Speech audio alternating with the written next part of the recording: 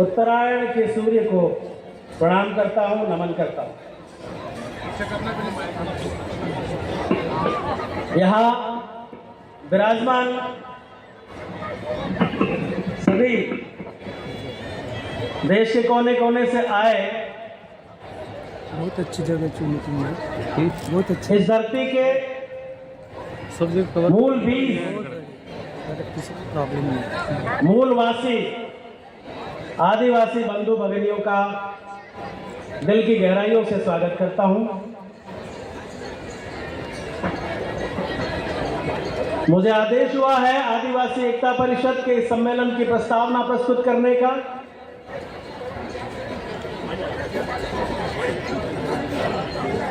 जिस धरती पर आप विराजमान हैं, अभी डोंगर भाई बागुल ने बताया था, ये भीलवाड़ा है, भीलों की धरती। हमारे महान पूर्वज महाराज हिरण्यधनु के पुत्र एकलव्य भिल्ल के वंशजों की धरती। बाद में इसका नाम पान खेड़ा पड़ा। ये नाम भी हमारे पूर्वजों ने ही रखा होगा। पान यानी पत्ते और खेड़ा यानी आदिवासियों की आबादी। जो आक्रामक आबादी होती है ना, उसको खेड़ा कहते हैं। यहाँ के पत्ते भी आक्रामक थे, जैसा हमारा स्वभाव है। तो पान खेड़ा की धरती पे आपका स्वागत है, अभिनंदन है। साथियों, आदिवासी एकता परिषद, इन 3 शब्दों में बहुत बड़ी जान है। आदिवासी आदिकाल से, युगों युगों से इस धरती पर रहने वाला ही नहीं, इस धरती को बनाने वाला। और एकता,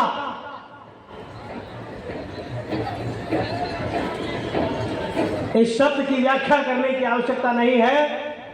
आदिवासियों के रग रग में एकता है।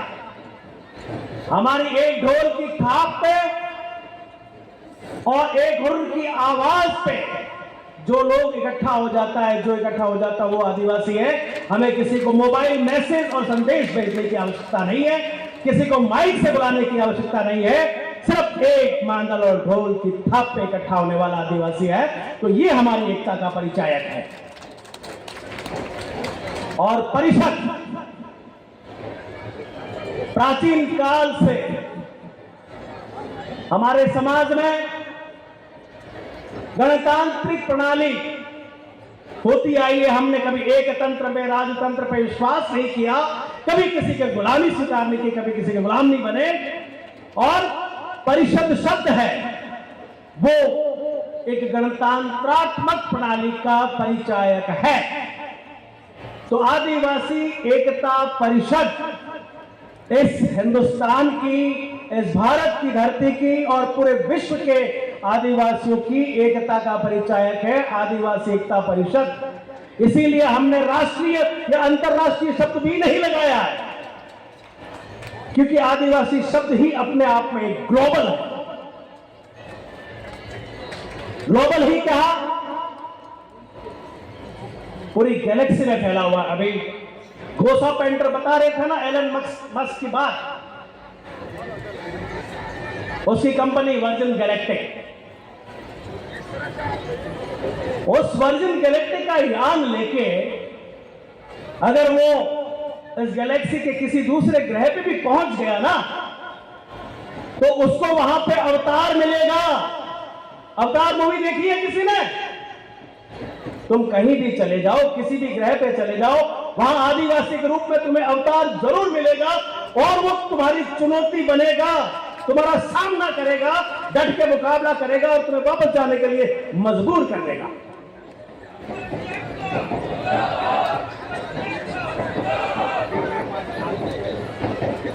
आदिवासी एकता परिषद की यात्रा 1992 में शुरू हुई। महाराष्ट्र के हमारे बुजुर्ग महानुभावों ने आदिवासी एकता परिषद की स्थापना करी थी। शुरू में 4 लोग बैठे होंगे, 5 लोग बैठे होंगे, एक विचार पनपा होगा और ये विचार आज इतना बड़ा पेड़ बन गया है, इतना बड़ा पेड़ बन गया है कि वारू जी की जो कविता है ना, पहाड़ हिलने लगा है। अब ये पहाड़ हिलने नहीं लगा है, पहाड़ अपनी जड़ें पकड़कर बैठ गया है।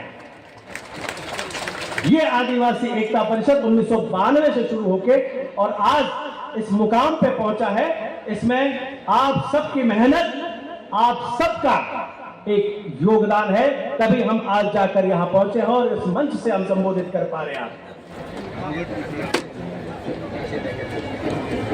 आपने अभी देखा गोसा पेंटर ने थीम का अनावरण किया था।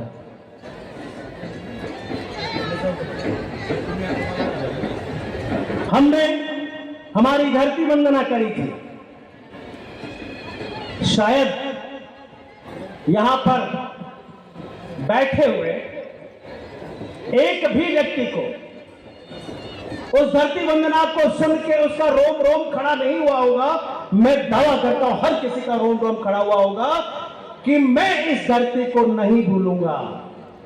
आई विल नेवर फॉरगेट मिस मुघानी, I will never forget this mother earth, क्योंकि मुझे स्वतंत्रता है।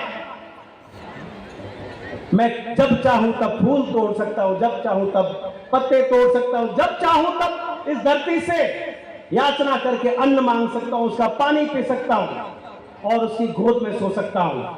इस तरह की प्रार्थना कहीं मिलेगी क्या? हम पंछी उन्मुक्त गगन के, हमें न बांधो प्राचीरों से, भूखे प्यासे मर जाएंगे। यह है आदिवासी। इस थीम की भी यही अवधारणा है।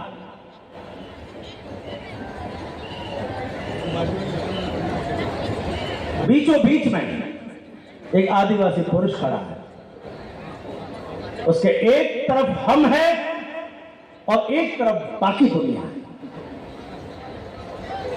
हमें ये देखना होगा कि हम बाकी दुनिया के पीछे भागते भागते कहां तक पहुंच गए,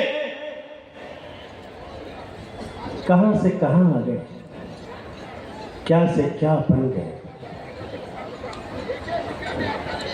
जब इस धरती पे पहला मानव आया होगा, पहला आदिवासी जन्मा होगा, उसने आग का आविष्कार किया, उसने पहिए का आविष्कार किया, जंगल और पहाड़ खोद के उसने धरती को खेती लायक बनाया, अन्न की खोज की, खाने लायक पदार्थों को ढूंढा, भोजन पकाना सीखा और इस दुनिया को अपने पेट भरने का पहला पाठ पढ़ाया होगा।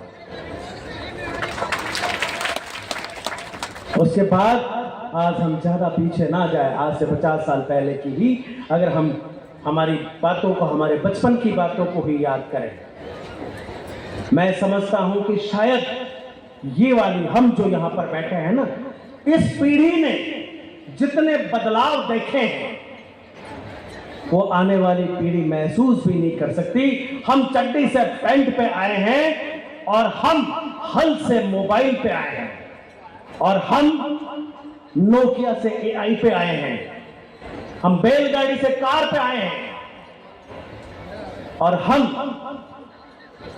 ट्रैक्टर से वर्जिन गैलेक्टिक तक आ गए, स्पेस एक्स तक आ गए। जिस पीढ़ी ने, इस पीढ़ी ने जितना ये बदलाव देखा है, ये बदलाव नहीं है दोस्तों, ये विनाश है। हम ये जो विनाश देख रहे हैं ना, हम क्या थे, इसमें एक चीज बताई हुई है, आईवीएफ तकनीक। मैं दावे के साथ कहता हूं, जितने भी मैं जानता हूं, जिन जिन के आईवीएफ से बच्चे पैदा हुए, वो जुड़वा ही है। क्योंकि हमने हमारे जीव का, हमारे प्रकृति के संतुलन का, हमारी शारीरिक संरचना का, हमारे ब्लड का, हमारी सेल्स को, सबको दूषित कर दिया है। और ये दूषित होने का परिणाम है कि आने वाली पीढ़ी ही वर्ण संकर पैदा हो रही है। हमें ओरिजिनल आदिवासी रहना है तो उन पुरानी बातों को याद करना होगा और पुरानी परंपराओं को याद करना होगा और पुराने खान पान की तरफ हमें लौटना होगा।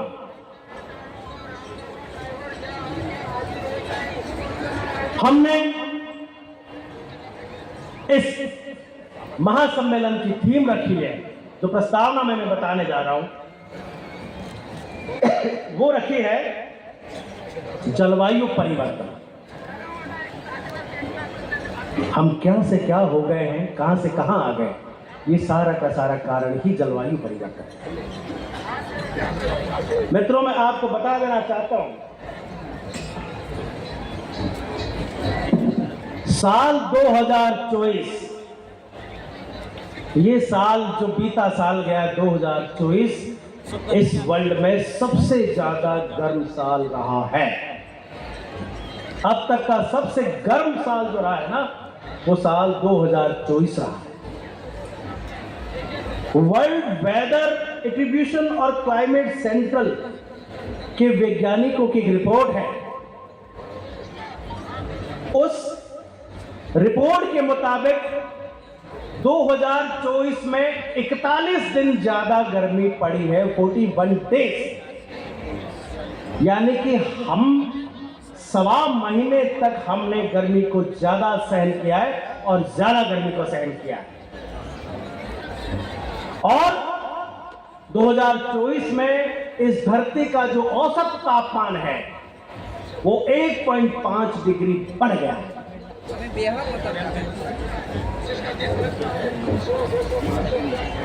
और इसका सबसे बड़ा जो कारण है वो जलवायु परिवर्तन है। 3700 लोग मरे, 3700 लोग, वो रिकॉर्ड के अनुसार मरे। जलवायु परिवर्तन के कारण जो समस्या पैदा हुई है उसके कारण 3700 लोग मरे। 3700 तो सिर्फ आंकड़ा है। इंटीरियर जहां हम खड़े हैं, ऐसे अगर आदिवासी गांवों में जाओगे तो पता चलेगा जिनका कोई रिकॉर्ड ही नहीं है, कितने बच्चे। और मैं कहता हूं कि जलवायु परिवर्तन का सबसे ज्यादा जो प्रभाव पड़ा है वो आदिवासियों के ऊपर पड़ा है।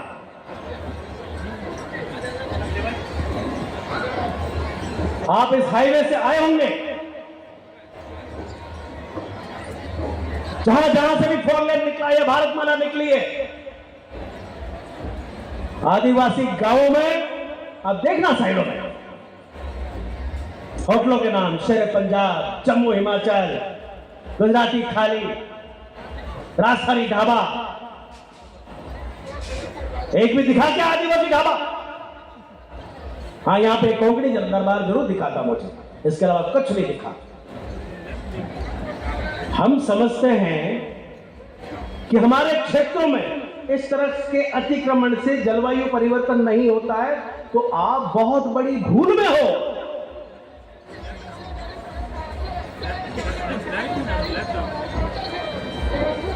जब हमारे बाप दादे मिट्टी के कच्चे मकानों में रहते थे, प्रकृति के बीच में रहते थे, बहुत स्वस्थ होते थे,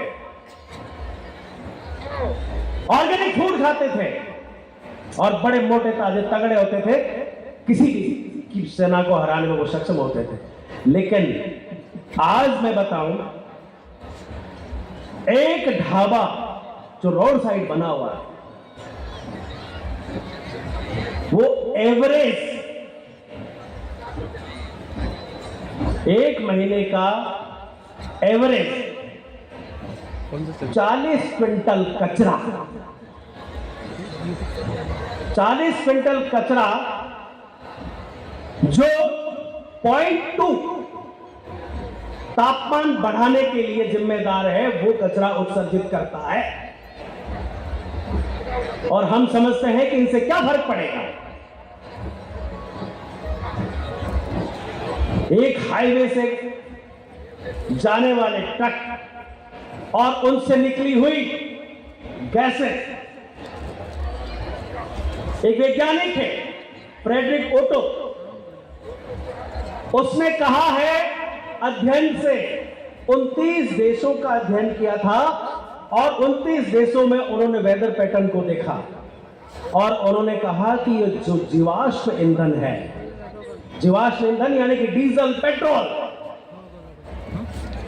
इनसे निकलने वाली गैसें, ये जलवायु परिवर्तन का बहुत बड़ा कारण है, सबसे बड़ा कारण है। पहले तो हम सोच रहे थे कि ओजोन परत में छेद हो रहा है और इसके कारण जो पराबैंगनी किरणें आ रही है, इससे ग्लोबल वार्मिंग हो रही है। नहीं, हमारे आसपास होने वाली हर चीज, ये प्लास्टिक की बोतल, ये प्लास्टिक की बोतल भी जलवायु परिवर्तन का कारण है। इसको बनने में जो प्रोसेस लगता है और इसके कचरे से जो प्रदूषित चीजें पर्यावरण में फैलती हैं, वो भी जलवायु परिवर्तन का बहुत बड़ा कारण है। ये सम्मेलन, इस सम्मेलन की थीम हमने इसीलिए ये रखी है कि आदिवासी जागरूक होगा तो जलवायु परिवर्तन के खिलाफ लड़ेगा। यहां पर बहुत सारे हमारे नेता विराजमान हैं, जनप्रतिनिधि विराजमान है। हमें हमारी जो पहचान है उसको बनाए रखने के लिए और इस जलवायु को, इस पर्यावरण को बचाने के लिए आपने देखा होगा अभी एक वीडियो बहुत वायरल हुआ है। न्यूजीलैंड के एक सांसद है हन्ना ताइटिक क्लार्क, उसने हाका किया, न्यूजीलैंड के पार्लियामेंट में हाका किया खम्मत करके। और वो क्यों किया?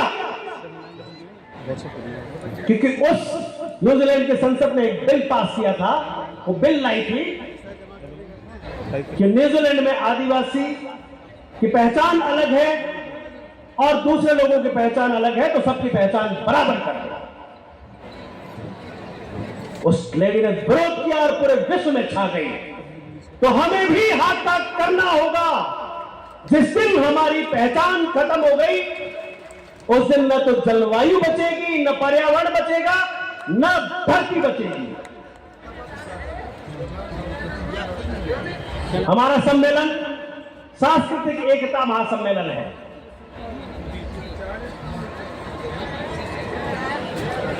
और हम बात करते हैं संस्कृति की और प्रकृति की।